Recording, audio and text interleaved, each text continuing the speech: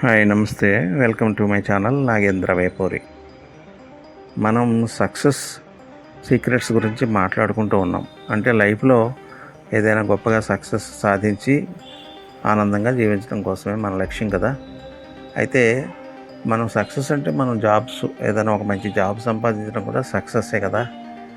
అయితే ఈ విషయంలో మనం చాలా జాగ్రత్తగా ఉండవలసిన సందర్భం ఒకటి వచ్చింది. దాని గురించి నేను చెప్తున్నాను. ముఖ్యంగా ఏమిటంటే, ఈ విదేశీ ఉద్యోగాల పేరుతో మానవ అక్రమ రవాణా ముఠాలు పనిచేస్తూ ఉన్నాయి. వీటి పట్ల కొంచెం జాగ్రత్తతో వ్యవహరించాలి. సక్సెస్ అంటే మనం దుర్మార్గుల బారిన పడి లైఫ్ కోల్పోవడం కాదు. ఈ ఉద్యోగాల పేరుతో దక్షిణాసియా దేశాలకి మానవుల అక్రమ రవాణా జరుగుతుందని ఒక కంప్లైంట్ వచ్చింది. 22 మంది నిందితుల్ని ఇటీవల విశాఖ పోలీసులు అరెస్ట్ చేశారు.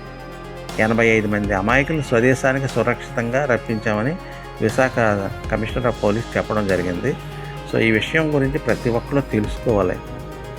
ఓకే, ఉద్యోగాల పేరుతో నిరుద్యోగ యువకుల్ని కాంబోడియా, మయన్మార్, థాయిలాండ్, లావోస్ వంటి దక్షిణాసియా దేశాలకు అక్రమంగా రవాణా చేస్తున్న పలువురిని విశాఖ పోలీసులు అరెస్ట్ చేశారు. దీనికి సంబంధించి విశాఖ కమిషనర్ శంకబ్రత బాక్సి తెలిపిన వివరాల ప్రకారం నిరుద్యోగుల్ని విదేశాలకు అక్రమ రవాణా చేస్తున్న పలువురిని అరెస్ట్ చేశామని, వారి చేతుల్లో మోసపోయిన 85 మంది అమాయకులను స్వదేశానికి సురక్షితంగా రప్పించామని తెలియజేశారు. కొందరు ఏజెంట్లు డేటా ఎంట్రీ ఉద్యోగం, లక్షల్లో జీతం అంటూ ఆశ చూపి ఆకర్షణీయమైన ప్రకటనలతో యువతను ఉచ్చులో దింపుతున్నారని, నిరుద్యోగ యువతను నమ్మిస్తూ విదేశాల్లోని చైనా ఆధారిత స్కామ్ కంపెనీల్లో నేరాలు చేయించడానికి తరలిస్తున్నారని చెప్పారు. కొంతమంది ఉద్దేశపూర్వకంగానే అక్కడికి వెళ్తున్నారన్నారు. ఈ ఘటనలకు సంబంధించి 9 కేసుల్లో 22 మందిని అరెస్ట్ చేసినట్లు కమిషనర్ తెలిపారు. ఈ నెల 14న కంబోడియాకు 4 యువకుల్ని డేటా ఎంట్రీ జాబ్ పేరుతో పంపించడానికి ప్రయత్నించిన గాజువాకకు చెందిన ఏజెంట్ సురేష్ ఆదిలక్ష్మి అలియాస్ అనుని విశాఖపట్నం విమానాశ్రయం వద్ద అరెస్ట్ చేశామని తెలిపారు. ఏజెంట్ సురేష్ ఇదివరకే కాంబోడియా వెళ్ళి అక్కడ చైనా స్కామ్ కంపెనీలో పనిచేశాడని, అక్కడ విజయ్ కుమార్ అలియాస్ సన్నీతో పరిచయం పెంచుకొని ఇటీవల దేశానికి తిరిగి వచ్చి కంబోడియాలోని సైబర్ స్కామ్ కంపెనీకి ఏజెంట్గా మారాడని చెప్పారు. అతను ఇప్పటిదాకా 12 మందిని పంపినట్లు విచారణలో తేలిందన్నారు. నిందితుల నుంచి 6 సెల్ ఫోన్లు, 50,000 రూపాయలు, $2,000, 20 సిమ్ కార్డులు స్వాధీనం చేసుకున్నామన్నారు. కాంబోడియా, మయన్మార్కు వెళ్ళి అక్కడ చిక్కుకున్న 85 మందిని విశాఖకు రప్పించామని కమిషనర్ తెలిపారు. మిగతా బాధితులను కూడా తీసుకొచ్చేందుకు ప్రయత్నిస్తున్నామని తెలిపారు.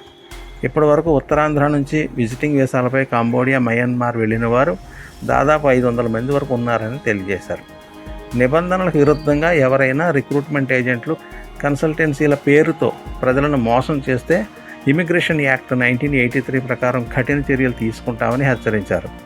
అనధికార ఏజెంట్లను నమ్మి మోసపోవద్దని ఆయన విజ్ఞప్తి చేశారు. యువత, వారి తల్లిదండ్రులు ఈ విషయంలో చాలా అప్రమత్తంగా ఉండాలని సూచించారు.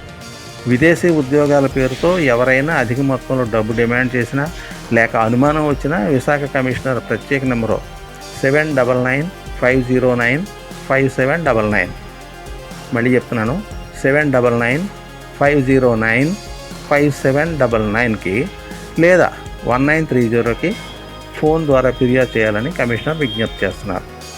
ఓకే, ఈ విషయం చాలా ముఖ్యమైనది కాబట్టి నేను ఈ ఛానల్ ద్వారా మీకు తెలియజేస్తున్నాను. ఓకే, సక్సెస్ అవ్వడం అంటే ఇటువంటి దుర్మార్గుల బారిన పడకూడదు అనే విషయం గుర్తుంచుకోవాలి.